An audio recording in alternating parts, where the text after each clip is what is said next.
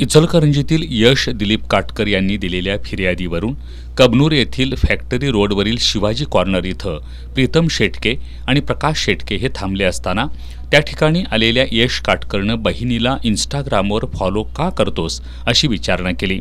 त्यावर प्रीतम यानं यश याला धक्काबुक्की करत कानशिलात मारले, तर प्रकाश शेटके यानं यश याच्यावर तलवारीनं वार केला, परंतु यश खाली पडल्यानं तलवारीच्या वारानं यश याच्या डाव्या बाजूच्या कानाची पळी तुटून यश जखमी झाला।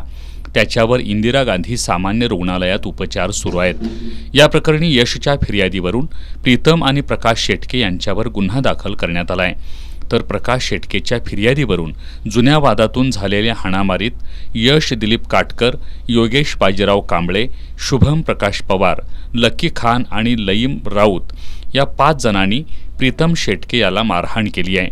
त्यामध्ये यश यानं प्रीतम याच्या डोक्यावर, डोळ्यावर आणि तोंडावर फरशीनं वार केल्यानं आणि अन्य साथीदारांनी लाथाबुक्क्यांनी मारहाण केल्यामुळं प्रीतम हा जखमी झालाय। प्रकाश शेटके यांच्या फिर्यादीवरून 5 जणांवर गुन्हा दाखल करण्यात आलाय। या प्रकरणी शिवाजीनगर पोलिसांनी योगेश कांबळे, शुभम पवार आणि प्रकाश शेटके यांना ताब्यात घेतलंय, तर लकी खान आणि फहीम राऊत यांचा शोध सुरू असल्याची माहिती पोलीस निरीक्षक सचिन पाटील यांनी दिली आहे।